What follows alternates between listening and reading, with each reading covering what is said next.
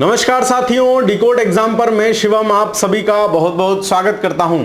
PCS प्रारंभिक परीक्षा के लिए और आरओ प्रारंभिक परीक्षा के लिए डिकोड एग्जाम की एक फ्री इनिशिएटिव आप सभी लोगों के लिए चल रही है, जिसमें 151 वीडियो लेक्चर्स के माध्यम से आपको पूरा सिलेबस का कवरेज कराया जा रहा है। पूरे सिलेबस के महत्वपूर्ण फैक्टों से आपको अवगत कराया जा रहा है। ये 150 टॉपिक प्रॉपर रिसर्च के बाद वो छाटे गए हैं जिनसे प्राय प्रारंभिक परीक्षा में सवाल पूछा ही जाता है। तो यदि ये कहा जाए कि इन प्रत्येक क्लासेस से आपको एक एक प्रश्न पेपर में देखने को मिल सकते हैं तो कोई अतिशयोक्ति नहीं होगी। ठीक है, तो ये पूरा इन वीडियोस को देखने का प्रॉपर तरीका ये होना चाहिए कि सारे वीडियोस के डिस्क्रिप्शन में पूरा शेड्यूल पड़ा हुआ है कि किस दिन या किस नंबर की क्लास किस सब्जेक्ट की होगी, किस टॉपिक की होगी। तो आप आराम से उसको दिन भर पढ़िए, शाम को रिवाइज कर लीजिए क्लासेस के माध्यम से, तो आपका वो पूरा कवर अप भी हो जाएगा।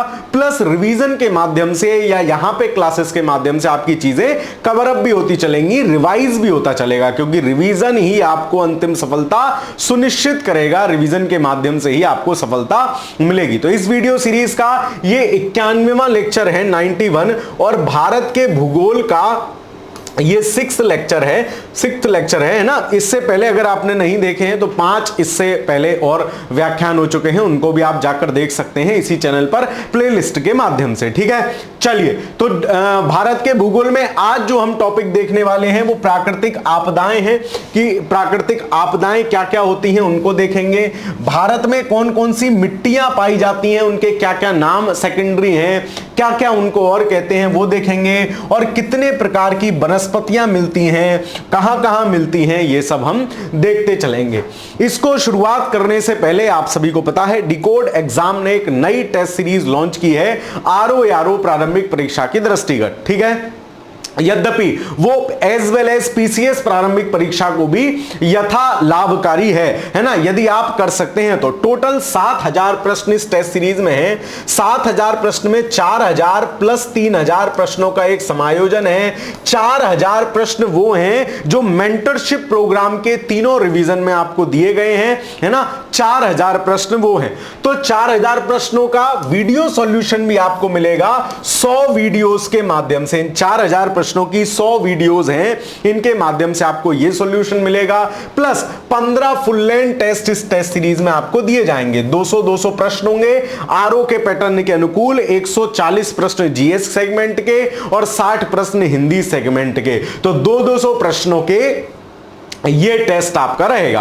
तो कुल मिलाके 7000 प्रश्नों की एक बेहतरीन सी टेस्ट सीरीज है। यदि आप कोई भी टेस्ट सीरीज लेने का सोच रहे हैं तो एक बार इसको जरूर ले लें, क्योंकि सबसे ज्यादा महत्वपूर्ण आपके काम के ये 4000 प्रश्न और इनके वीडियो सॉल्यूशंस हैं। वीडियो सॉल्यूशन में मैं आपको बताता दिखूंगा बार बार कि आपको क्वेश्चन को अप्रोच कैसे करना है, कौन सा क्वेश्चन छोड़ना है, ना आते हुए सवाल भी कैसे लगाने हैं। तो ये सब अप्रोच आपको केवल यही मिल पाएगा, बाकी अन्यत्र कहीं नहीं। तो अगर आप कोई भी टेस्ट सीरीज लेने का सोच रहे हैं, बहुत नॉमिनल फीस पर 800 रुपए की संभवतः इसकी फीस है। आप ऑफिस नंबर पर एक बार मैसेज या कॉल करके पूछ सकते हैं। यहां आप व्हाट्सएप कर दीजिए वीडियो टेस्ट सीरीज लिखकर, आपको यथासंभव नियत समय में रिप्लाई दे दिया जाएगा, पूरी प्रक्रिया बता दी जाएगी। ऐप के माध्यम से है सब कुछ, ज्यादा आपको इधर उधर भटकना नहीं है। ऐप के माध्यम से ही आप पेमेंट करेंगे और वहीं से फिर आपको जो है सारे लेक्चर मिलने शुरू हो जाएंगे। इन सीरीज का एक एक 2-2 लेक्चर डेमो है, आप चाहें तो देख सकते हैं। मतलब पीडीएफ टेस्ट है, पीडीएफ सॉल्यूशन है, फिर वीडियो सॉल्यूशन है। तो एक बड़ा कॉम्प्रिहेंसिव प्रोग्राम है, इसको भी लेकर आप अपनी तैयारी को और मजबूत कर सकते हैं। चलिए तो शुरुआत करते हैं आज की अपनी कक्षा की, जिसमें सबसे पहले हम देखते हैं प्राकृतिक आपदाओं को, कि प्राकृतिक आपदाएं होती क्या है। ठीक है, आप जैसे देखो सूखा पड़ रहा है, मिट्टी चटक रही है, दैट इज सूखा, है ना। ये लैंडस्लाइड हो गया, पहाड़ सरक गया, लैंडस्लाइड हो गया, मतलब भूस्खलन। ये क्या हो गई, वनाग्नि हो गई। वनाग्नि हो गई मतलब वन में लगने वाली आग हो गई, दावानल भी जिसको बोलते हैं, ये भी प्राकृतिक आपदा है।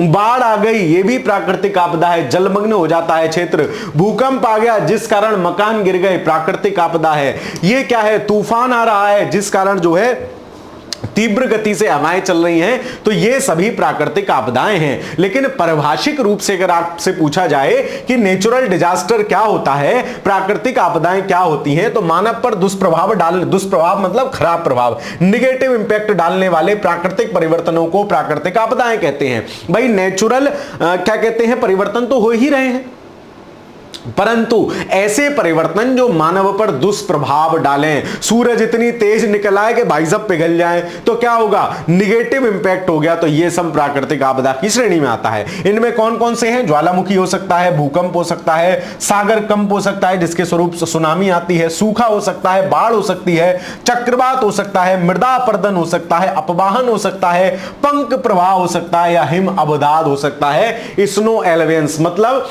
बर्फ जो है पड़ने लगे, तो ये सब जो है जरूरत से ज्यादा प्राकृतिक आपदाएं हैं। ठीक है, इनमें से अधिकांश आपदाएं प्राकृतिक शक्तियों द्वारा उत्पन्न होती हैं, परंतु मानव भी अगर शैतानी करता है, अवांछनीय क्रियाकलाप करता है, अवांछनीय मतलब जो वांछनीय नहीं है, जिनकी जरूरत नहीं है, तुम फर्जी जो है पहाड़ को काटे दे रहे हो, पहाड़ काटोगे तो डिसबैलेंस हो जाएगा कि नहीं हो जाएगा। भाई पृथ्वी ने जहां भी जो भी स्थिति की है उस हिसाब से प्लेट को बैलेंस किया हुआ है, तुमने पहाड़ उड़ा दिया तो प्लेट तो डिसबैलेंस होगी ना, प्लेट डिसबैलेंस होगी, भूकंप आएगा।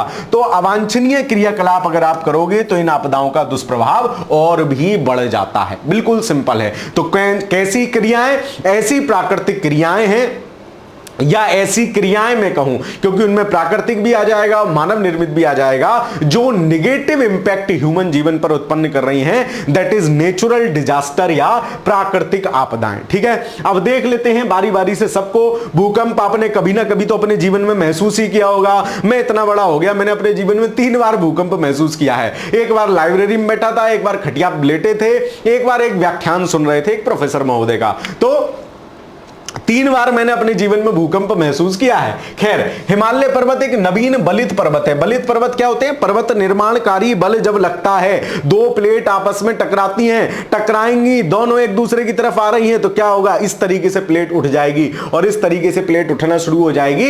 इसको कहते हैं बलन की क्रिया, और बलन की क्रियाओं से पर्वत निर्मित होती है, पर्वत का निर्माण होता है। हिमालय का निर्माण अभी पूरा नहीं हुआ है, इस कारण यह हिमालय क्षेत्र में अभी भी भू संतुलन की स्थिति उत्पन्न नहीं हो पाई है। भाई तुम कोई चीज को स्टेबल कर रहे हो, इधर सरकार है तो वो इधर लुढ़क जा रही है, इधर सरकार है उधर लुढ़क जा रही है। ऐसे ही हिमालय का नवीन पर्वत बन रहा है, तो अभी वहां पूरी तरह से स्टेबलाइजेशन नहीं आया है, संतुलन की अवस्था नहीं आई है। भारतीय प्लेट निरंतर उत्तर की ओर गति कर रही है, और इस क्षेत्र में प्रायः भूकंप इस कारण आते ही रहते हैं। जो भारतीय प्लेट है यूरेशियन प्लेट से टकरा रही है, और भारतीय प्लेट उत्तर की तरफ गति कर रही है, मतलब प्लेट धीरे धीरे टकरा रही हैं, इसका मतलब भूकंप आएंगे ही। तो उत्तरी मैदान में सामान्यतया कम शक्ति के भूकंप आते हैं। दक्षिणी पठार अपेक्षाकृत अधिक स्थिर भूभाग है। भारत का जो दक्षिणी पठारीय वाला क्षेत्र है, ये स्थिर भूभाग है। इसका निर्माण विश्व की प्राचीनतम चट्टानों में माना जाता है ना, इसलिए फिर भी यहां न्यूनतम प्रायद्वीपीय स्थिरता के प्रश्न चिन्ह लगा दिए, भूकंप आते रहते हैं। तो अभी प्रॉपर जो है एनालाइजेशन नहीं कर पाए हम भूकंपों का कि मेन रीजन, एग्जैक्ट रीजन क्या है। मानते हैं कि प्लेट टकराती है, इस वजह से डिस्टर्बेंस होता है, डिस्टर्बेंस की वजह से भूकंप आ जाता है। खैर, भारतीय मौसम विज्ञान विभाग जो है, इंडियन मेट्रोलॉजिकल डिपार्टमेंट IMD तथा अन्य एजेंसियों द्वारा प्रदत्त आंकड़ों के आधार पर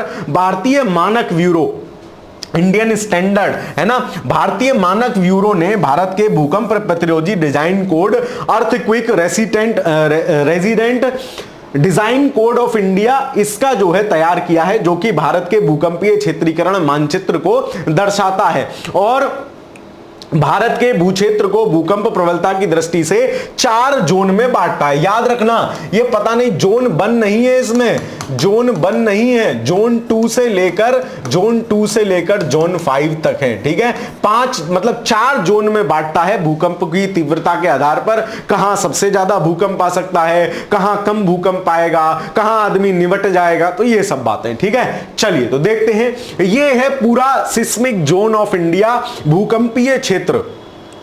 देखो इसमें जो ज्यादा रेड वाला एरिया है वो वेरी हाई रिस्क जोन है ना, वेरी हाई रिस्क जोन है, मतलब भूकंप सबसे ज्यादा यहीं आने की संभावना है। देखो मतलब जोन 5 ये वाला अति प्रचंड तीव्रता क्षेत्र, वेरी हाई डैमेज यहां हो सकता है। कौन सा है? पूरा नॉर्थ ईस्ट, आपका पूरा नॉर्थ ईस्ट भारत, थोड़ा सा ये बिहार वाला हिस्सा, पूरा ये आपका ये कौन सा प्रदेश पड़ेगा उत्तराखंड के ऊपर? हिमाचल प्रदेश, पूरा ज्यादा भूकंपीय क्षेत्र में है। ये जम्मू कश्मीर वाला एरिया है ये, और इधर गुजरात में कच्छ के रन वाले एरिया। तो आपको पता होना चाहिए, फैक्ट के माध्यम से भी सवाल पूछा जा सकता है या स्टेटमेंट पूछा जा सकता है। अत्यधिक तीव्रता वाले भूकंप क्षेत्र पूर्वोत्तर भारत है तो है, बिहार का उत्तरी भाग है तो है, हिमाचल प्रदेश है तो है, जम्मू कश्मीर है तो है, और गुजरात में कच्छ के रन वाला क्षेत्र है ना।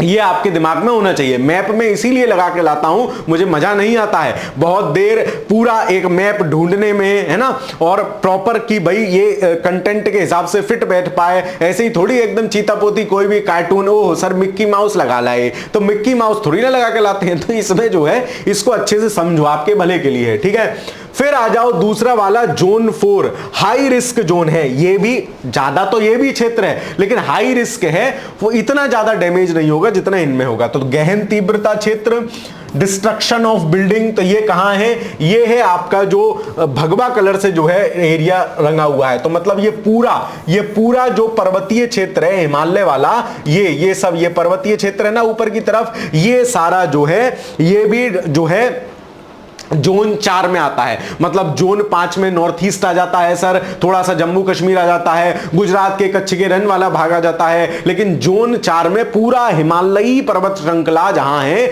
वो सब जोन 4 और जोन 5 का भाग है। बताओ आनंद आया कि नहीं? आगे चलते हैं। फिर जोन 3 मध्यम तीव्रता वाला क्षेत्र, मतलब यहां आएगा तो डैमेज ऑफ बिल्डिंग होगी, डिस्ट्रक्शन नहीं, मतलब खात्मा नहीं होगा, डैमेज हो जाएगी, पटिया गिर जाएगी, ओहो पूरा मकान नहीं लुढ़केगा, सिंपल सा मतलब इतना है। तो तीसरा क्षेत्र कौन सा है? जो येलो वाला है, moderate risk zone, intensity zone 3।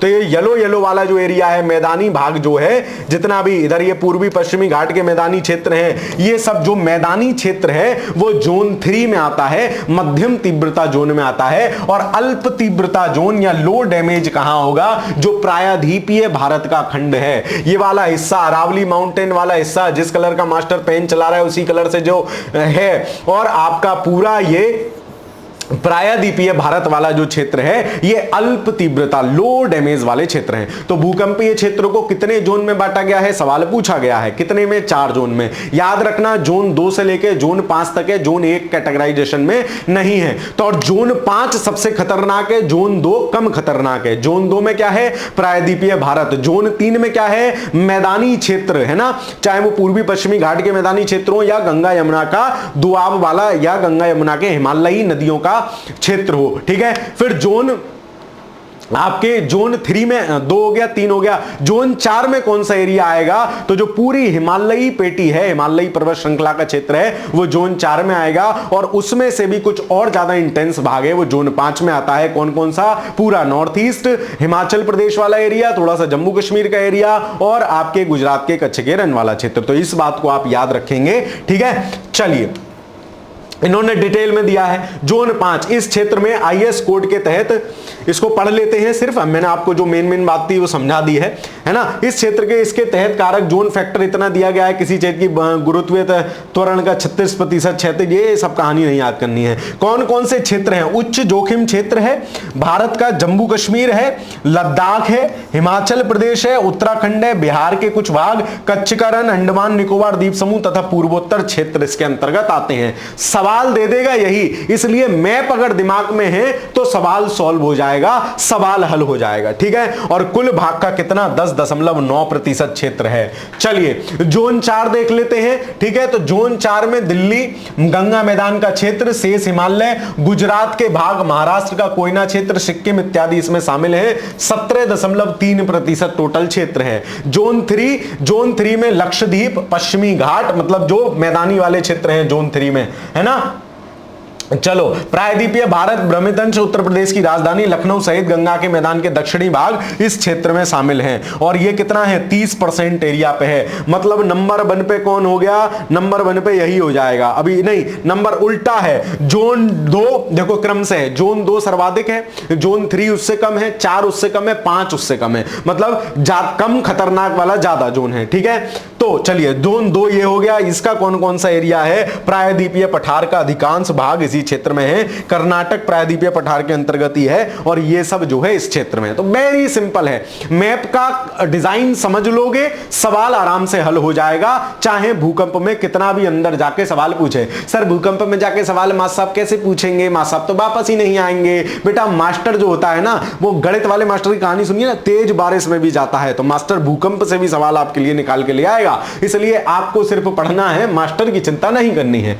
चलिए, दूसरी प्राकृतिक महत्वपूर्ण आपदा जो है वो है, महत्वपूर्ण तो नहीं है, नकारात्मक है ना, वो है सुनामी। ठीक है, क्या होती है सुनामी, है ना, सुनामी। सर सुन नहीं रही है, उसे कहते हैं सुनामी। नहीं भाई, सुनामी क्या है, एक जापानी शब्द है जिसका अर्थ होता है हाई पावर्ड डिजास्टर, है ना, मतलब ज्यादा जो है उसमें वो कर देना। सुनामी समुद्र में भूकंप, भूस्खलन अथवा ज्वालामुखी उद्गार जैसी घटनाओं से पैदा होती है। कैसे पैदा हो रही है भाई, पानी भरा हुआ तुम्हारी बाल्टी में, है ना, अब नीचे से क्या किया, किसी ने बाल्टी हिला दी ऐसे करके साइड से, बाल्टी हिला दी मतलब भूकंप आ गया। समझो बात को, बाल्टी हिला दी ऐसे करके मतलब भूकंप आ गया। पानी उछलेगा कि नहीं उछलेगा, बस सेम सिस्टम समुद्र में हो रहा है। नीचे से किसी ने ज्वालामुखी भड़का दी, नीचे से किसी ने ज्वालामुखी भड़का दी तो क्या होगा, गरम तुमने जो है एकदम खोलता हुआ कुछ आइटम लगा दिया तो पानी ऊपर उछलेगा तो वो आ जाएगी, ज्वालामुखी ऐसे हो गई। भूस्खलन क्या है, तुम उसके अंदर पानी के अंदर क्या करो, पहले से ही नीचे 2-4 पत्थर रखना,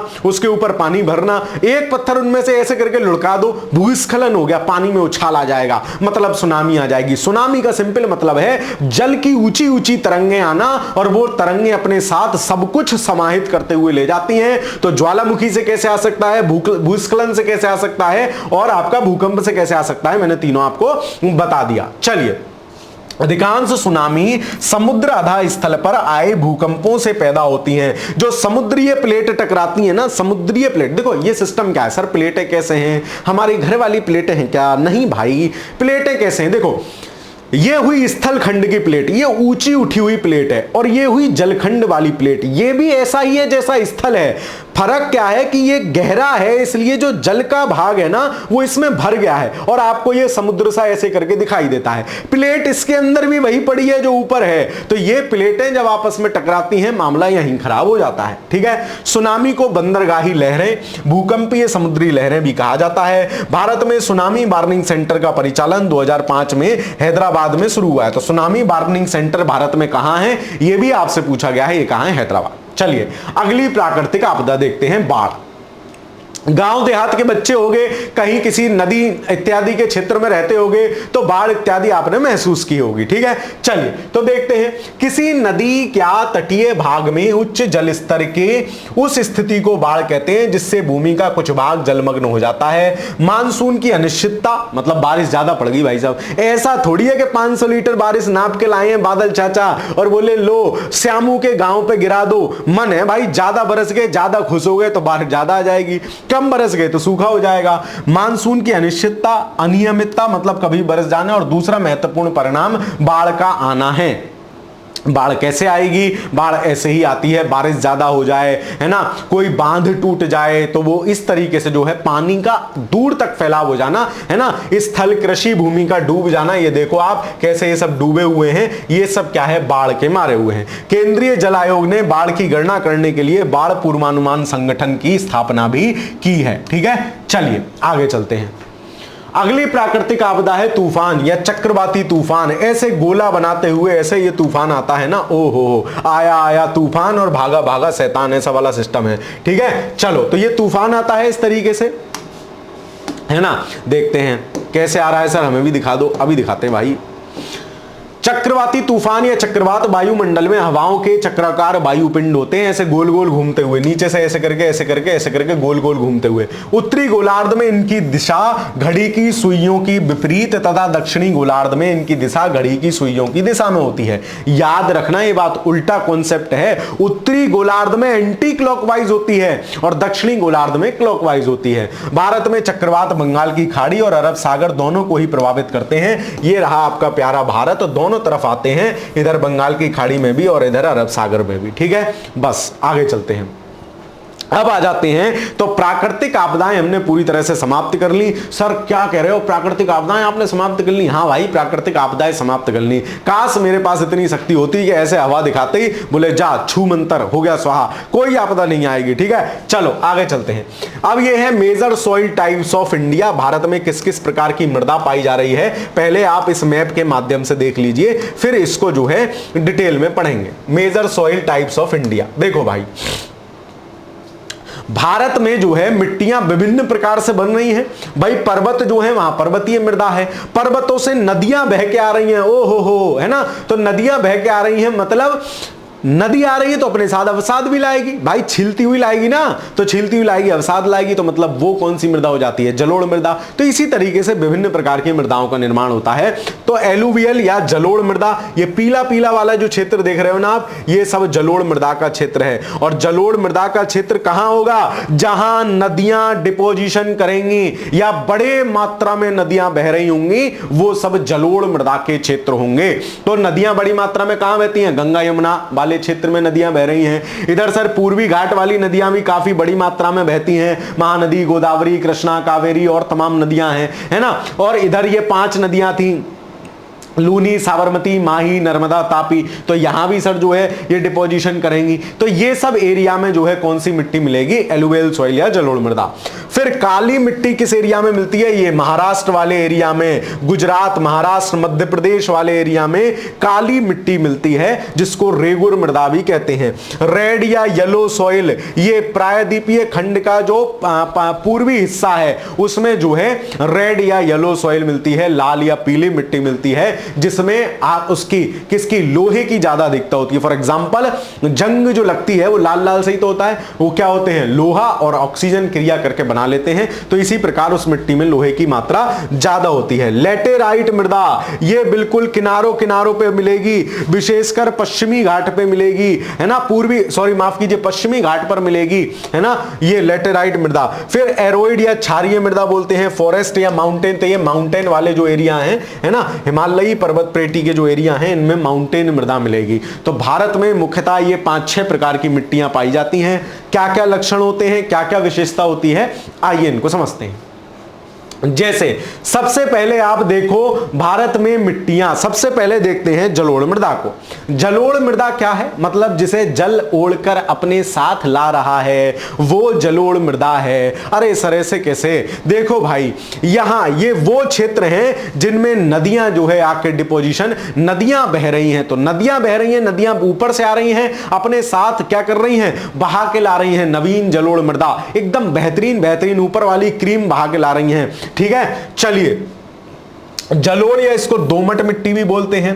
इसमें क्या है? इसका निर्माण नदियों द्वारा लाए गए अवसाद से होता है। देखो सारा एरिया, ये क्या है सर? ये पंचनद वाला एरिया है, सिंधु क्या कहते हैं, सिंधु, और आपके ऊपर कौन सी है? भगवान, चिनाब, रावी, ब्यास, सतलज, ये सब चिनाब, झेलम, रावी, ब्यास, सतलज, ये सब हैं। ये जो आप एरिया देख रहे हो, ये वाला एरिया किसका है? ये जो आप एरिया देख रहे हो, ये एरिया किसका है? भाई कोई तो हाईलाइटर चल जाओ, व्हाइट चलेगा। ये जो आप, कोई नहीं चल रहा इस पे, काले पे, ठीक है, चलो पेन चलाते हैं। तो ये जो आप एरिया देख रहे हो, ये किसका है? ये सर गंगा यमुना का क्षेत्र है। मतलब गंगा यमुना अपने साथ जलोढ़ मृदा लेके आ रही है। ये क्षेत्र किसका है? ये सर ब्रह्मपुत्रा का क्षेत्र है, ब्रह्मपुत्र। ये पंचनद का क्षेत्र है, ये गंगा यमुना का क्षेत्र है।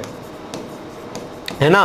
फिर इधर आ जाओ, ये जो है ये वाला क्षेत्र जो है, जो बंगाल की खाड़ी में गिरने वाली नदियां हैं, बंगाल की खाड़ी में गिरने वाली नदियां हैं, उनका क्षेत्र है। ये 5 नदियों का क्षेत्र है। क्रम से बताओ, लूनी, लूनी, फिर साबरमती, फिर माही। माही नदी की एक विशेषता क्या, माली कम भूखा, मैंने आपको याद कराई थी, कर्क रेखा को 2 बार काटती है। माही, फिर नर्मदा और फिर ताप्ती, ये 5 नदियों का क्षेत्र है ये वाला भी। तो इस प्रकार जहां नदियां बहती हुई आ रही हैं, वो अपने साथ जलोढ़ मृदा लेके आ रही हैं, या मैं कहूं जलोढ़ मृदा का निर्माण कौन करता है, तो नदियों द्वारा होता है। बताओ समझ में आया कि नहीं? सर आगे चलो, समझ में आ गया, बिल्कुल। चलो भाई आगे चलते हैं।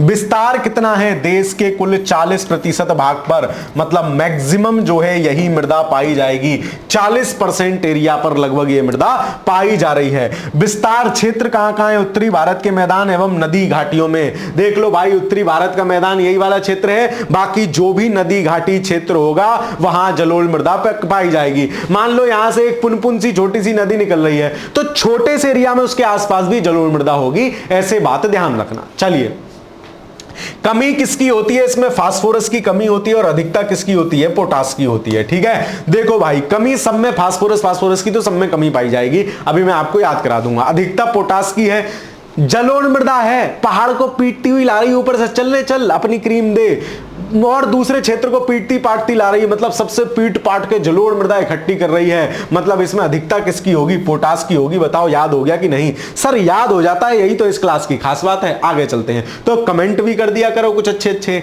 अपने दोस्त सखा मित्र मंडली सहेलियों के साथ साझा भी कर दिया करो। ठीक है, चलो भाई, काली मिट्टी कहां मिल रही है? सर ये रही काली मिट्टी, दिख गई हमें, तो ये रही भाई पूरी काली मिट्टी का क्षेत्र। ठीक है, मतलब मध्य प्रदेश, दक्षिणी गुजरात, दक्षिणी राजस्थान, दक्षिणी गुजरात, महाराष्ट्र और थोड़ा सा एरिया कर्नाटक वाला, है ना, यहां पाई जा रही है। और मैं कहूं तेलंगाना वाला भाग, यहां पाई जा रही है कौन सी, आपकी काली मृदा। ठीक है, निर्माण कैसा हुआ है, बेसाल्ट लावा के अपक्षय और अपरदन से। माना जाता है जब भारतीय प्लेट यूरेशियन प्लेट की तरफ आगे बढ़ रही थी, तो बीच में रीयूनियन द्वीप पर लावा का उद्गार होता है, ज्वालामुखीय उद्गार होता है, और उस उद्गार से इस मिट्टी का निर्माण हुआ है, या प्रायद्वीपीय खंड का निर्माण हुआ है, जिस कारण ये काफी पुराना माना जाता है। वो मिट्टी, वो लावा जो है जम गया, जमने के बाद ताप, दाब, वर्षा, पानी इत्यादि से जो है मिट्टी का स्वरूप धीरे धीरे ले लिया,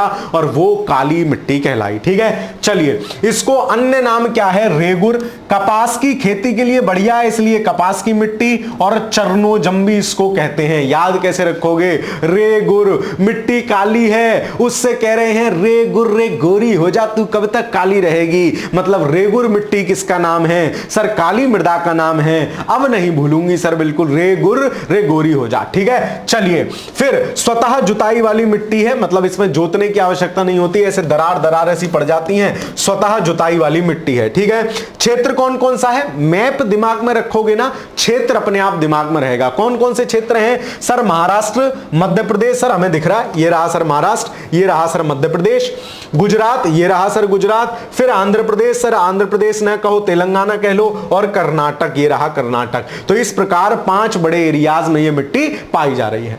कमी किसकी है, नाइट्रोजन फास्फोरस सब में कम मिलेंगे। फास्फोरस बोले इसे कौन रखेगा, नाइट्रोजन फास्फोरस लगभग सभी मिट्टियों में कम है, इसको फैक्ट को याद कर लेना। ऐसे ही सवाल आएंगे स्टेटमेंट में, नाइट्रोजन की अधिकता पाई जाती है, बोले चलवे चंपू नाइट्रोजन फास्फोरस मास्टर ने बताया था कहीं नहीं पाया जाता है, तो नाइट्रोजन फास्फोरस एकाध मिट्टी में है, बाकी किसी में नहीं है। ठीक है, अधिकता किसकी है भाई, लोहे की अधिकता होगी, चूना की अधिकता होगी, कैल्शियम, पोटास, पोटास तो सब में मिल जाएगा, ये एल्यूमिनियम, मैग्नीशियम कार्बोनेट। याद रखो, अब जलोढ़ में केवल पोटास ज्यादा था, और फास्फोरस नाइट्रोजन उसमें भी कमी थी। फास्फोरस नाइट्रोजन सब में कमी है, जिसमें ज्यादा होगी बता दूंगा। तो ये किसके लिए फेमस है, कपास के लिए फेमस है। नाम क्या है, रे गुर, काली है ना सर, इसलिए मम्मी कह रही है गोरी हो जा भाई। ठीक है, मतलब मिट्टी तू गोरी हो जा, काले काले बहुत दिन हो गए। आगे चलते हैं, अगली मिट्टी है लेटेराइट। ठीक है, लेटेराइट मृदा, इसका निर्माण कैसे होता है, ज्यादा वर्षा में निक्षालन से। ज्यादा वर्षा, ज्यादा ताप वाले जो क्षेत्र हैं, जहां रोज दूसरे दिन वर्षा हो जाएगी, तमाम वर्षा रहेगी, वहां क्या पाई जाएगी? वहां पाई जाएगी लेटेराइट मृदा। बोले रोज लेफ्ट राइट होती रहती है, पानी आता है तो इधर हो जाती है, इधर हो जाती है, मतलब बारिश के कारण मिट्टी क्या होती रहती है? लेटेराइट, लेफ्ट राइट होती रहती है। सर किसकी वजह से? बारिश की वजह से। याद हो गया, जहां ज्यादा वर्षा वहां लेटेराइट मृदा। देख लो, यहां ज्यादा वर्षा होती है सर, ये तो चेरापूंजी मेघालय वाला भाग है। ओहो सर, कीपानुकार घाटी है या कीप वाली घाटी है, जिसके कारण बादल एंट्री ले लेता है और वहीं बरस जाता है, निकलने का रास्ता नहीं है बादल को, इस वजह से यहां ज्यादा वर्षा होती है। सर मुझे कारण पता है, मुझे पता था, आपको पता है क्योंकि मैंने बताया है। चलिए, फिर जो ये तटीय क्षेत्र हैं, इन क्षेत्रों में संवहनीय वर्षा होती है ना। संवहनीय कैसे भाई? इधर ये गर्म हो लिए भाई साहब, इधर ये ठंडे पड़े हैं, है ना। हवा किधर हो गई? इधर क्या हो गया? लो प्रेशर हो गया, इधर हाई प्रेशर हो गया, क्योंकि ये गर्म पड़े, इनका प्रेशर लो हो गया, ये हाई प्रेशर हो गया, हवा आई हाई प्रेशर से लो प्रेशर की तरफ, और यहां है समुद्र, यहीं बरस गए। ओहो आनंद सा आ गया। बारिश यहां हो रही है तो जो है लेटेराइट, लेफ्ट राइट मृदा करती रहती है। बारिश में कभी इधर बहेगी,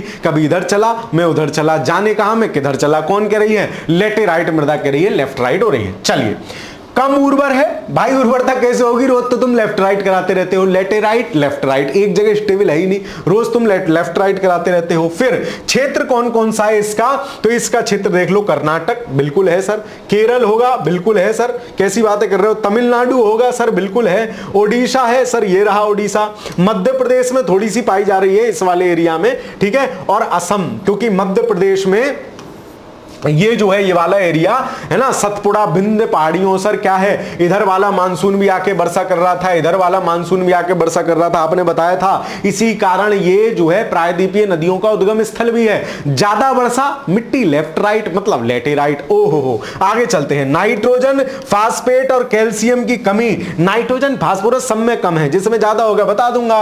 अधिकता किसकी है? लौह ऑक्साइड और एल्यूमिनियम ऑक्साइड की अधिकता है। इस फैक्ट से ही एक स्टेटमेंट पेपर में आप गलत करा लेगा। नाइट्रोजन फास्फोरस याद रखना, नाइट्रोजन फास्फोरस किसी में नहीं है। मास्टर ने भगा दिया है ना कि बेटा नाइट्रोजन तुम भी जाओ, फास्फोरस तुम भी जाओ, तुम्हारा यहां कोई काम नहीं है, ठीक है। चलिए, तो लेटेराइट मृदा हो गई। आगे चलते हैं। लाल और पीली मिट्टी, ये देख रहे हो भाई साहब, मिट्टी लाल लाल है ना। चलो, अब वो याद मत करने लगला, पूरा ठेला लाल है ना भाई, मिट्टी लाल है हमारी, ठीक है। चलो, तो क्षेत्र कौन सा है लाल मिट्टी का?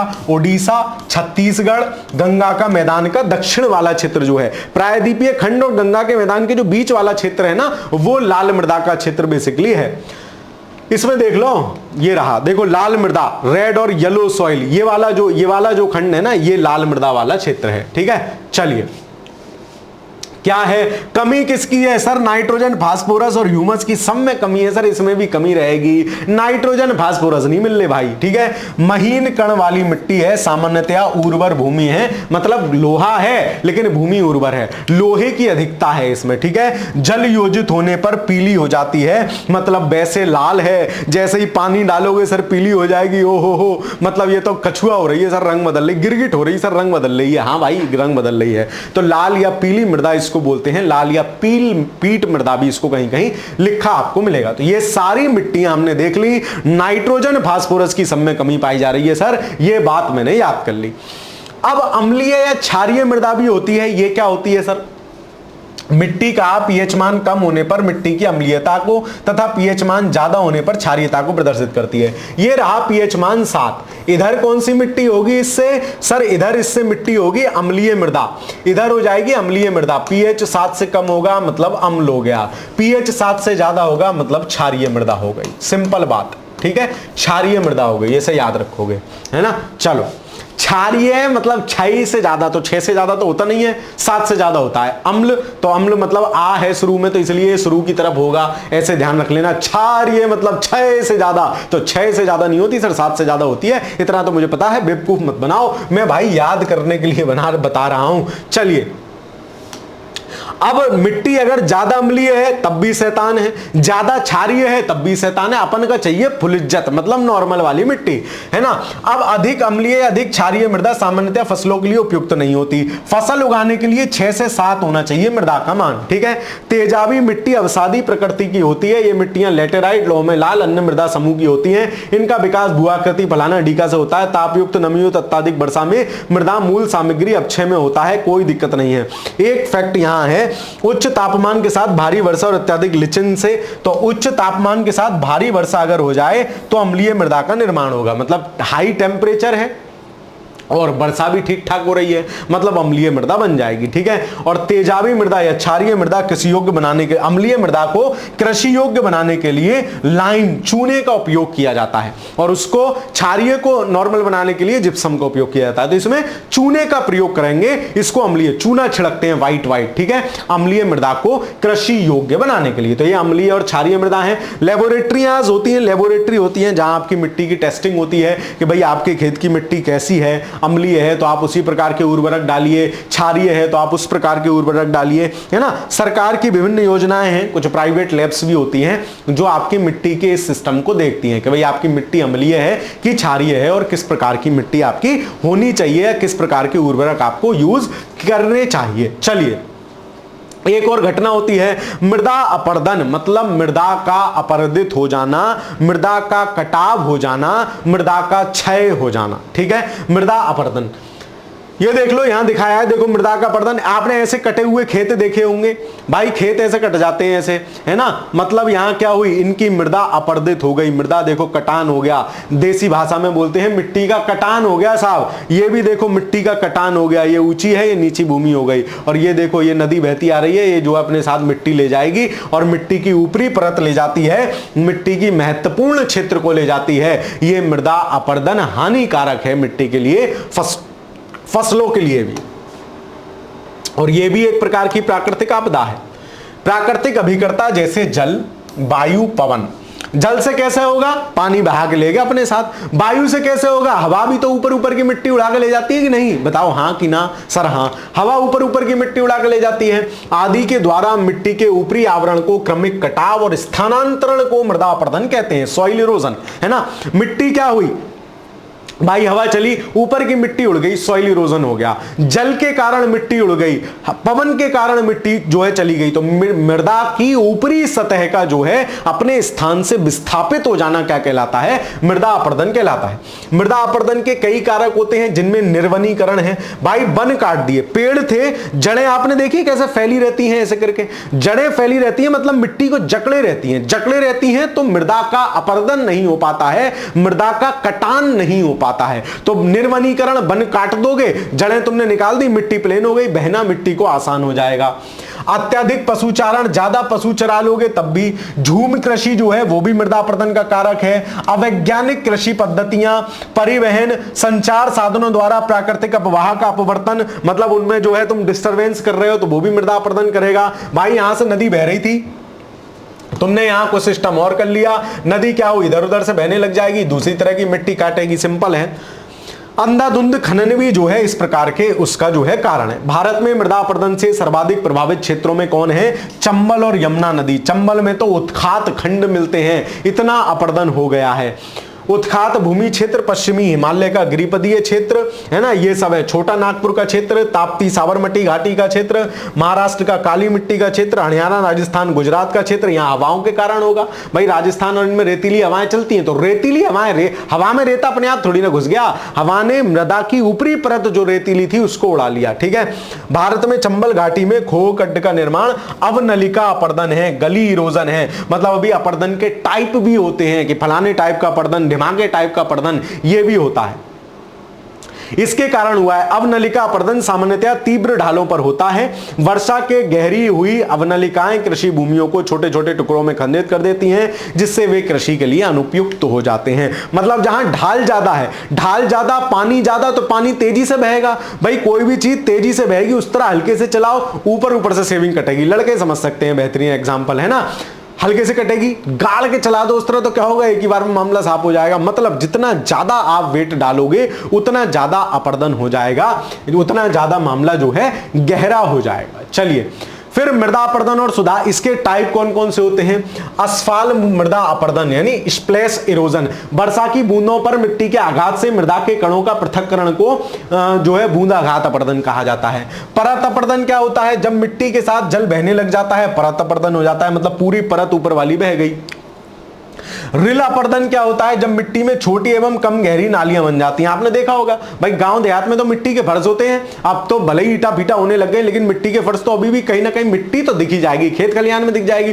तो छोटी छोटी जो है गड्ढाएं बन जाती हैं, छोटी छोटी नलिकाएं बन जाती हैं, ये रिल अपर्दन हो गया। अब नलिका अपर्दन यही बड़ा हो जाए, जब रिल अपर्दन नलिका की बड़ी और विस्तृत हो जाती है तो वही जो है अब नलिका अपर्दन या गली इरोजन हो जाता है। धारा चैनल अपर्दन, स्ट्रीम चैनल अपर्दन क्या होता है? जब जल एक मोटी धारा के रूप में प्रवाहित होने लग जाता है और चैनल को तब तक अपर्दित करता है जब तक वह स्थिर ढाल प्राप्त नहीं कर लेता, इसको जो है चैनल अपर्दन कहते हैं। फिर जो सोरघम ज्वार है वो किसी अन्य फसल की तुलना में भूमि अपर्दन के लिए ज्यादा उत्तरदायी होती है, मतलब ज्वार जो है उससे ज्यादा मृदा अपर्दन होता है। मृदा संरक्षण से संबंधित प्रचलित पद्धतियों में सस्यावर्तन, वेदिका निर्माण, जो पहाड़ी खेती होती है दैट इज वेदिका निर्माण, तो उससे ज्यादा मृदा अपर्दन नहीं होगा, होगा भी तो ऊपर वाला नीचे नीचे नीचे नीचे स्टेबल होता जाता है। वायु रोध को उपयुक्त माना जाता है। मृदा सुधार के अंतर्गत फसल चक्र, भाई कि इसके बाद ये फसल करेंगे, इसके बाद ये फसल करेंगे, मतलब इस फसल ने पता लगा नाइट्रोजन सोख लिया तो अगली फसल नाइट्रोजन दे देगी, इस प्रकार की जो है फसल चक्र अपनाया जाता है भारत में। मिश्रित खेती की जाती है, बहुफसलीय खेती की जाती है, जो मृदा की उर्वरता को पोषित करती है, उसको बनाए रखती है। वेरी सिंपल, ठीक है। चलिए आगे चलते हैं। अब आ गए हम वनस्पति में। भारत में कौन कौन सी प्राकृतिक वनस्पति पाई जाएंगी, मतलब दो बड़े टॉपिक अभी हमने आज की क्लास के खत्म कर लिए, मिट्टियां खत्म कर ली और प्राकृतिक आपदाएं खत्म कर लिए, ठीक है। अब हम देखते हैं प्राकृतिक वनस्पति, कौन कौन सी प्राकृतिक वनस्पति है, कहां कहां पाई जा रही है। तो प्राकृतिक वनस्पति में क्या क्या आता है? पेड़ पौधे सम्मिलित किए जाते हैं जो मानव प्रत्यक्ष अथवा परोक्ष रूप से सहायता के बिना उगते हैं, मतलब मानव उसमें कोई हेल्प नहीं कर रहा, अपने आप उग रहे हैं, वो प्राकृतिक वनस्पति है। नाम में ही प्राकृतिक है इसीलिए, ठीक है। अपने आकार, संरचना तथा आवश्यकता के अनुसार प्राकृतिक पर्यावरण के अनुसार ढाल लेते हैं। वही जहां बड़े पत्तों की जरूरत है वहां पेड़ बड़ा पत्ते वाला मिलेगा, जहां छोटे पत्तों की जरूरत है, नुकीले पत्तों की जरूरत है, मोमदार पत्तों की जरूरत है, वहां उस प्रकार के मिलेंगे। वनों के प्रकार कई भौगोलिक तत्वों पर निर्भर करते हैं, जैसे वर्षा, जहां ज्यादा वर्षा है वहां सदाबहार वन मिलेंगे। तापमान, जहां तापमान ज्यादा है वहां पर्णपाती वन मिलेंगे, है ना। इस तरीके से आर्द्रता, मिट्टी, समुद्र तल से ऊंचाई तथा भूगार्भिक संरचना, ये सब जो है प्राकृतिक वनस्पति के निर्माण में महत्वपूर्ण कारक है। इन तत्वों के प्रभावाधीन देश के विभिन्न भागों में भिन्न भिन्न प्रकार के वन उगते हैं। इस आधार पर वनों को निम्नलिखित पार्टों में वर्गीकरण किया जाता है। मुख्यतः 5 भागों में भारतीय वनों को डिवाइड करते हैं। उष्ण कटिबंधीय सदाबहार वन और अर्ध सदाबहार वन, ठीक है। ट्रॉपिकल एवरग्रीन और सेमी एवरग्रीन, तो ये ज्यादा ग्रीन वाला जो साइन है ना आपका, ये वाले, ये ट्रॉपिकल एवरग्रीन फॉरेस्ट ये है, मतलब जहां जो है वर्षा की मात्रा ज्यादा मिलती है वहां। अब देखो पूरे नॉर्थ ईस्ट में वर्षा की मात्रा ज्यादा मिल रही है तो ये एवरग्रीन फॉरेस्ट, इधर वेस्टर्न घाट पे वर्षा की मात्रा ज्यादा मिलती है, एवरग्रीन फॉरेस्ट, ठीक है। तो इस एरिया में एवरग्रीन फॉरेस्ट मिलते हैं। उष्ण कटिबंधीय पर्णपाती वन, ट्रॉपिकल डेसिडियस फॉरेस्ट, है ना, जिनके पत्ते गिर जाएंगे, जो सदाबहार पत्ते नहीं रहेंगे, है ना, जो पूरे मैदानी वाले भाग में पाए जाएंगे, इस पूरे भाग में पाए जाएंगे, है ना, इस पूरे भाग में पाए जाएंगे ट्रॉपिकल डेसिडियस फॉरेस्ट। उष्ण कटिबंधीय कटीले वन मतलब जिनमें जो है ट्रॉपिकल थॉर्न फॉरेस्ट, ठीक है। उष्ण कटिबंधीय कटीले वन, ये वाले, ये राजस्थान वाले जैसे जो क्षेत्र हैं यहां पाए जाएंगे। फिर बेलांचली या अनूप वन और फिर पर्वतीय वन, तो पर्वतीय वन तो ये पर्वतीय वाले क्षेत्रों में मिलेंगे ही, वेरी सिंपल है, ठीक है। चलिए तो इनको भी देख लेते हैं डिटेल में। उष्ण कटिबंधीय सदाबहार वन क्या होंगे, ठीक है। सदाबहार है मतलब उनपे हमेशा बहार है ना।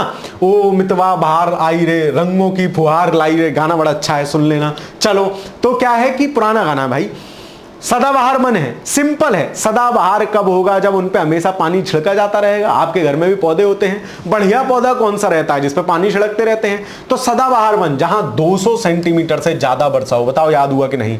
कहां कहां मिलेंगे सदाबहार? वर्षा जहां जहां होगी वहां वहां मिलेंगे। अब वर्षा का वितरण तुम्हारे दिमाग में है, वर्षा कहां ज्यादा होगी? जहां या तो घाट वाला क्षेत्र होगा, इन क्षेत्रों में देख लो पश्चिमी घाट में वर्षा हो रही है। मैप दिमाग में रखो ना, ज्योग्राफी में आधी चीज अपने आप आ जाती हैं। इसीलिए मैं आपको जोड़ देता हूं, ज्योग्राफी बिना मैपिंग के आपको समझ में नहीं आ सकती। जो मास्टर ऐसे ही कहानी पढ़ाते रहते हैं, मेरा भैया हाथ जोड़ के निवेदन है, ऐसे ऐसे मत पढ़ाया करो, है ना, बालकों का टाइम खराब। मैप लगा के पढ़ाओगे ना तो दिमाग में आपके बात बैठेगी, वो जरूरी है। और धीरे धीरे करके ही मैप आता है। मैप ऐसा नहीं है मैप नाम की गोली दे देना मेडिकल स्टोर से, अच्छा भैया लो खा लिया, ओहो अब तो मैप ही मैप हो गया था। ऐसे मैप नहीं आता भाई, टाइम लगता है ना। चलो पश्चिमी ढाल, पश्चिमी घाट का पश्चिमी ढाल मतलब ये पश्चिमी घाट है तो इसके इधर वाले एरिया पे पाए जा रहे हैं। उत्तर पूर्वी क्षेत्र ये नॉर्थ ईस्ट में और अंडमान निकोबार द्वीप समूह में, तीन जगह ये जगह ज्यादा पाए जाते हैं सदाबहार वन। नॉर्थ ईस्ट में, पश्चिमी घाट के पश्चिमी वाले भाग पर और अंडमान में। पाए जाने वाले वृक्ष कौन से हैं? रोजवुड है, महोगनी है, एनी है और एवनी है। इनको याद रखना, रोजवुड और महोगनी। कैसे याद रखोगे? रोजवुड है बोले यहां तो रोजवुड है मामला, कोई दिक्कत वाली बात नहीं है, सदाबहार है। रोजवुड मतलब रोजवुड है, महोगनी मतलब महान घना है। जब सदाबहार होगा तो घना भी होगा, महान घना है भाई, रोजवुड है, यहां रोजवुड है, यहां कोई दिक्कत नहीं। तो रोजवुड महोगनी को याद रखोगे, पेपर में पूछा जाता है। महोगनी मतलब महान घना है और रोजवुड है, यहां रोजवुड है। वर्ष भर हरे दिखाई देते देंगे ही, जब सदाबहार नाम ही कह दिया तुमने तो हरे तो दिखाई देंगे ही। उष्ण कटिबंधीय पर्णपाती वन जो अपनी पत्तियां गिराएंगे, जो सामान्यतया आपको अपने घर के बाहर मिल जाते हैं। आप उत्तर भारत के लोग हो सभी, है ना, मैदानी क्षेत्र के रहने वाले लोग हो, क्योंकि आप में से जो अधिकतर व्यूज आते हैं वो उत्तर प्रदेश, बिहार, मध्य प्रदेश इन सब में से आते हैं। तो यहाँ कैसे वन मिल रहे हैं? यहाँ मिल रहे हैं पर्णपाती वन। आप देखते हो बसंत आने से पहले पेड़ पूरा अपना पत्ता झाड़ देगा, पुराने पत्ते झाड़ देगा, नए पत्ते फिर से पल्लवित हो जाते हैं, फिर से खिल जाते हैं। तो 70 से 200 सेंटीमीटर वर्षा हो। और दो प्रकार के होते हैं, आर्द्र पर्णपाती वन मतलब जहां मौसम में नमी बनी रहती है, और दूसरे शुष्क पर्णपाती वन। ये वाला एरिया है पूरा, ये देख लो, ये एरिया जो है ना, ये सारा एरिया जो है किसका है? डेसिडियस फॉरेस्ट का है, जो है पर्णपाती वन का है। तो आर्द्र और शुष्क पर्णपाती वन, आर्द्र 100 से 200 जहां वर्षा होगी, कहां कहां है? उत्तर पूर्वी राज्य मतलब ये वाला क्षेत्र, हिमालय का गिरिपद यही क्षेत्र हो गया, गिरिपद मतलब हिमालय के नीचे। पश्चिमी घाट, तो पश्चिमी घाट का पूर्वी क्षेत्र में कहूं, पश्चिमी घाट, अब देखो पश्चिमी घाट का पश्चिमी क्षेत्र क्या है? सदाबहार वन है। और पश्चिमी घाट का पूर्वी क्षेत्र क्या है? तो ये जो है आपका पर्णपाती वन है। क्यों है? इसका कारण है, वर्षा जब आई थी, मैंने आपको वर्षा बताई थी, तो मैंने आपको एक चीज और बताई थी, समझाना जरूरी है वरना कंफ्यूज हो जाओगे, हमेशा के लिए याद हो जाएगा। ये पश्चिमी घाट है ना, और पश्चिमी घाटों का क्या दिक्कत है कि पश्चिमी घाट जो है ना इस साइड से ऐसे उठे हुए हैं और ऐसे लेटे हुए हैं, मतलब इधर की तरफ से ज्यादा ऊंचे हैं, इधर की तरफ से ज्यादा ऊंचे हैं। जब बादल आते हैं, मानसून आते हैं, तो वो इधर की तरफ ही टकराकर वर्षा कर देते हैं, दूसरा वाला इधर वाला एरिया तो सूखा रह जाता है। मान लो फॉर एग्जाम्पल ये एक दीवार है, मैं एक दीवार हूं, इधर बंगाल की खाड़ी है, अरब सागर है, माफ कीजिए, अरब सागर से हवा आई और हवा मेरे से ऊपर ऊंची नहीं उठ पाई। क्यों? क्योंकि हवा की क्षमता थी,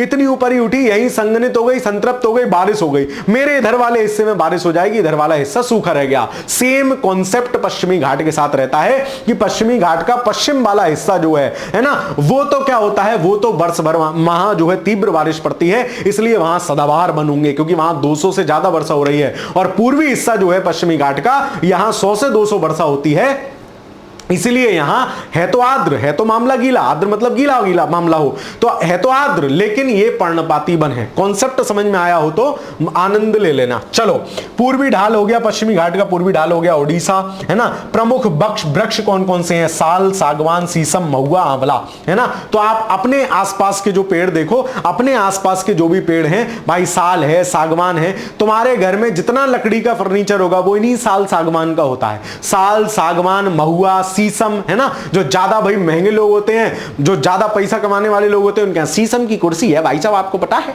मतलब शीशम जो है महंगा पेड़ है। तो जो आपके आसपास वाले हैं, और रोजवुड, महोगनी मतलब महान घना है, और रोजवुड है तो वो क्या है? सदाबहार वन है। बाकी से शीशम, सागवान, साल, ये सब वृक्ष किसके हैं?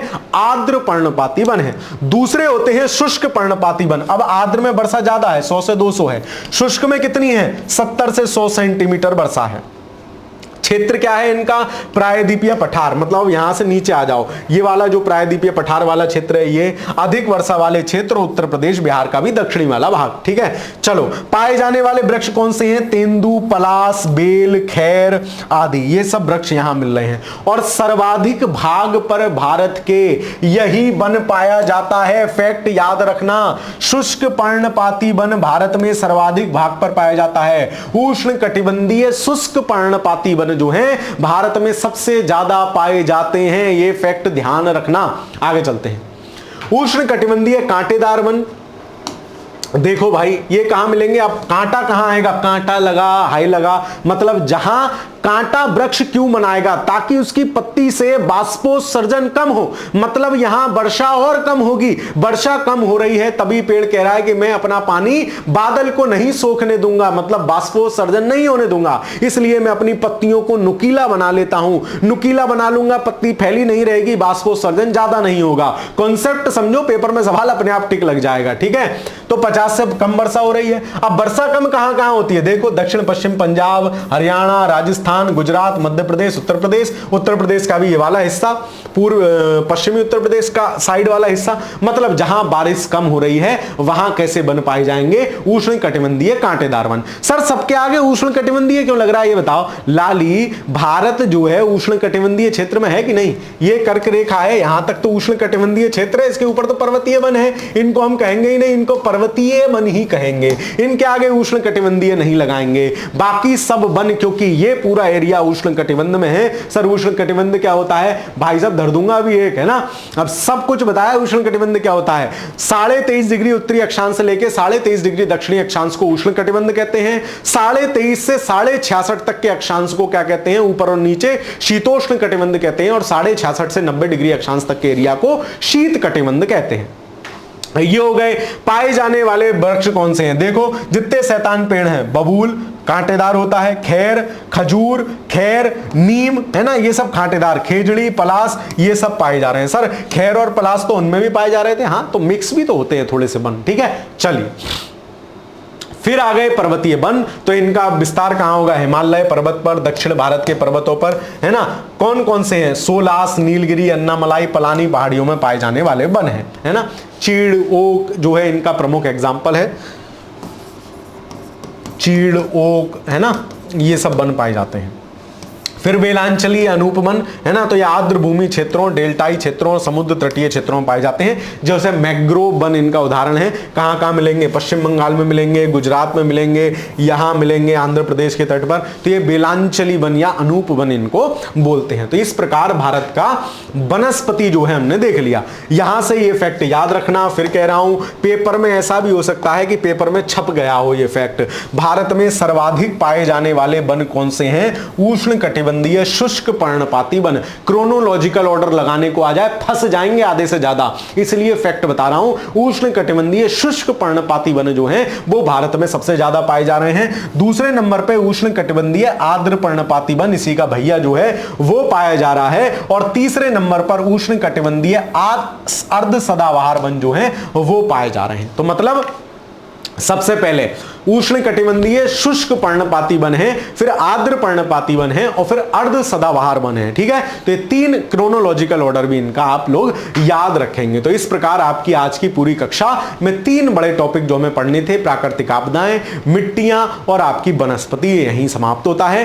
फटाफट से अगले 10 मिनट में 8-7 मिनट में एक रिकैप ले लेते हैं, पूरा एक रिवीजन कर लेते हैं। ठीक है, तो सबसे पहले प्राकृतिक आपदा क्या होती है जो मानव पर दुष्प्रभाव डाले। प्राकृतिक आपदा है क्या क्या? भूकंप हो सकता है, ज्वालामुखी हो सकती है, बाढ़ हो सकती है, ये सब चीजें होती हैं, है ना। भूकंप क्या होता है? सर भूकंप होता है पृथ्वी की सतह का कंपन करना, भूकंप है। भूकंपीय क्षेत्र को 4 क्षेत्रों में बांटा जाता है, 2, 3, 4, 5। 2 वाला क्षेत्र कौन सा है? जो कम भूकंपीय हो। और सबसे खतरनाक कौन सा है? भूकंप क्षेत्र 5। तो भूकंप क्षेत्र 5 कहां है? हिमालय जो है पूरा नॉर्थ ईस्ट है, थोड़ा सा सर हिमाचल प्रदेश का भाग है, गुजरात में कच्छ का रण वाला भाग था, है ना, ये सब क्षेत्र हैं। फिर भूकंपीय क्षेत्र 4 कौन सा है? पूरी हिमालयी पेटी जो है वो भूकंपीय क्षेत्र 4 में है। भूकंपीय क्षेत्र 3 थोड़ा कम इससे शैतान है, वो कहां है, वो जो मैदानी भाग है वो है, और भूकंपीय क्षेत्र 2 वो बिल्कुल शांत है, पूरा प्रायद्वीपीय क्षेत्र भूकंपीय क्षेत्र 2 का भाग है। तो इस तरीके से ये है।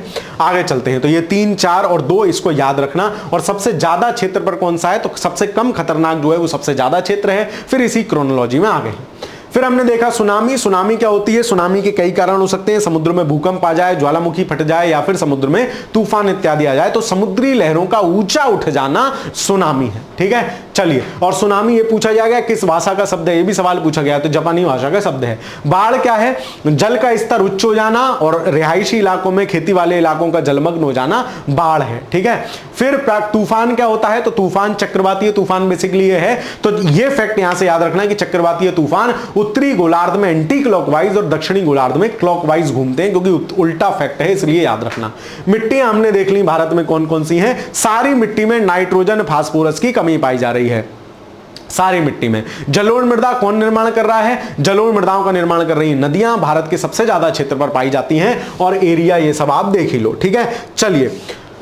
अधिकता इनमें पोटास की है। फिर हमने देखा काली मिट्टी, तो बेसाल्ट के लावा के अपक्षय और अपरदन से जो है काली मिट्टी का निर्माण हुआ है। इसे रेगुर कह रहे हैं, गोरा हो जा भाई, काला काला पड़ा है मतलब काली मिट्टी, तो रेगुर चरनोजम या फिर कपास की मिट्टी कहलाती है ये। इसमें भी नाइट्रोजन फास्फोरस की कमी मिल रही है। लोहा, चूना, कैल्शियम, पोटास, एल्यूमिनियम इन सब की अधिकता मिल रही है। महाराष्ट्र, मध्य प्रदेश, कर्नाटक और गुजरात के कुछ भाग में ये पाई जा रही है। फिर हमने देखा लेटेराइट मृदा, तो जो लेफ्ट राइट हो रही है, किसकी वजह से लेफ्ट राइट हो रही थी सर, वर्षा की वजह से, मतलब ज्यादा वर्षा होगी। 200 से ज्यादा जहां वर्षा होती है उष्णकटिबंधीय वर्षा के कारण। कम उर्वरता इसकी है। क्षेत्र कौन कौन से हैं, सारे तटीय क्षेत्र होंगे, कर्नाटक, केरल, तमिलनाडु, आंध्र प्रदेश, ओडिशा, है ना, इन सब में मिलेगी। फिर असम में भी मिलती है थोड़ी सी, क्योंकि वहां भी बारिश ज्यादा हो रही है। और इसमें कमी किसकी है, नाइट्रोजन फास्फोरस सब में कम है, और कैल्शियम और जैव पदार्थ यानी ह्यूमस भी इसमें कम है। भाई लेफ्ट राइट हो रही है, ह्यूमस कहां से हो जाएगा, अधिकता किसकी है, लोहा ऑक्साइड की। ठीक है, और कम उर्वर है। लाल पीली मृदा नॉर्मल उर्वर होती है, पानी इसमें जो है गीली होकर ये येलो सी दिखती है, वैसे लाल होती है, लोहे की अधिकता होती है। क्षेत्र इसका ओडिशा और गंगा के मैदान का दक्षिण वाला क्षेत्र है ना। नाइट्रोजन फास्फोरस की इसमें भी कमी है। फिर हमने देखा क्षारीय मृदा और अम्लीय मृदा क्या होती है, अगर मान 6 से 7 से कम है तो वो जो है अम्लीय मृदा होगी। क्षारीय मतलब 6 से ज्यादा जिसका है वो क्षारीय मृदा होगी, या 7 से ज्यादा जिसका है वो क्षारीय मृदा होगी। और मृदा की अम्लीयता को दूर करने के लिए चूना का प्रयोग किया जाता है, क्षारीयता को दूर करने के लिए जिप्सम का यूज किया जाता है। फिर हमने देखा मृदा अपरदन जो होता है जलवायु पवन के द्वारा होता है, इसको दूर करने के विभिन्न उपाय हो सकते हैं, है ना। और ये सारे एरिया, सबसे ज्यादा मृदा अपरदित क्षेत्र जो भारत में है वो है आपका चंबल नदी का क्षेत्र। फिर हमने देखा कि मृदा अपरदन के प्रकार, बूंदाघात अपरदन, परत अपरदन, रिल अपरदन, अवनलिका अपरदन। रिल बड़ी हो जाएगी तो अवनलिका बन जाएगी, ये सब देखे। और इसके रोकथाम, सबसे ज्यादा ज्वार की फसल से मृदा अपरदन होता है। रोकथाम के क्या उपाय हैं, सस्यावर्धन है, वेदिका निर्माण है, वायुरोध है, वायुरोध लगा लें, और विभिन्न जो है मिक्स फसल करें, बहुफसली खेती करें, फसल चक्रण करें, ये सब। फिर प्राकृतिक वनस्पति देखी हमने, प्राकृतिक वनस्पति 4, उष्णकटिबंधीय सदाबहार वन, उष्णकटिबंधीय पर्णपाती वन, पर्वतीय वन और आपके कटीले वन और अनूप वन, 5 प्रकार के वन पाए जा रहे हैं। उष्णकटिबंधीय सदाबहार, बरखा बाहर आई रही, हमेशा बाहर रहेगी, 200 से ज्यादा वर्षा होगी। अब जहां जहां वर्षा ज्यादा होती है वो क्षेत्र डाल दो। सर पश्चिमी घाट का पश्चिमी क्षेत्र, है ना। फिर असम में जो है नॉर्थ ईस्ट वाला क्षेत्र, अंडमान, यहां जो है ये वन पाए जाएंगे। रोजवुड, महोगनी, महान घना है, रोज मामला गुड रहता है, ये इसके 2 प्रमुख वृक्ष हैं, है ना। फिर हमने देखे उष्णकटिबंधीय पर्णपाती वन, तो पर्णपाती 2 हैं। आर्द्र पर्णपाती मतलब 100 से 200 वर्षा हो रही है। शुष्क पर्णपाती मतलब वर्षा 100 से 70 से 100 हो रही है। ठीक है, और इनमें जो है जो वन है जो आपके आसपास जो मिलते हैं, साल, सागौन, शीशम, ये सब जो है इसके एग्जांपल हैं। सबसे ज्यादा जो भारत में वन पाए जाते हैं उष्णकटिबंधीय शुष्क पर्णपाती वन पाए जाते हैं, इसको याद रखना, है ना। तो इनका हमने क्षेत्र देखा। फिर उष्णकटिबंधीय कांटेदार वन, तो कांटेदार जहां वर्षा 50 से भी कम होगी, 50 सेंटीमीटर से कम वर्षा होगी, तो बाष्पोत्सर्जन ना होने की वजह से वृक्ष अपनी पत्ती को कांटे के स्वरूप में ले लेते हैं। खैर है, नीम है, बबूल है ना, ये सब पेड़ जो है इसके एग्जाम्पल हैं। पर्वतीय वन पर्वतीय क्षेत्रों में पाए जाते हैं, वेरी सिंपल। फिर बेलांचली या अनूप वन जो आपके मैंग्रोव टाइप वनस्पति है उसको कहते हैं। फिर हमने ये देखा क्रोनोलॉजिकल ऑर्डर में सबसे ज्यादा भारत में वन पाए जा रहे हैं उष्णकटिबंधीय शुष्क पर्णपाती वन, दूसरे नंबर पे उष्णकटिबंधीय आर्द्र पर्णपाती वन, और तीसरे नंबर पे आपके उष्णकटिबंधीय अर्ध सदाबहार वन। तो ये पूरा चैप्टर आपका आज यहीं कंप्लीट होता है। क्लास कैसी लगी, चीजें याद होती है नहीं होती मुझे पता है, ये चैप्टर आपके लिए सबसे टफ चैप्टर है, लेकिन मेरा काम यही है, एक अध्यापक का काम यही होता है कि आपको कठिनतम चीजों को कैसे सरलता के साथ समझा करा ले, कैसे सरलता के साथ याद करा ले। मेरा ये प्रयास आपको अच्छा लगता हो तो कमेंट के माध्यम से अवश्य सूचित किया करिए। आपके कमेंट किसी भी अध्यापक के लिए ऊर्जा का काम करते हैं, तो यहां ऊर्जा देते रहिए, आपको ऊर्जा मिलती रहेगी। ठीक है, क्लास कैसी लगी कमेंट में जरूर बताइएगा। चैनल पर नए हो तो चैनल को सब्सक्राइब जरूर कर लीजिएगा। बाकी इस वीडियो को अपने दोस्त, सखा, मित्र मंडली, सखा सहेलियों के साथ अवश्य साझा कर दीजिएगा। मिलता हूं फिर किसी ऐसे ही अगली अच्छी सी वीडियो में आपसे। तब तक के लिए पढ़ते रहिए, खुश रहिए, धन्यवाद।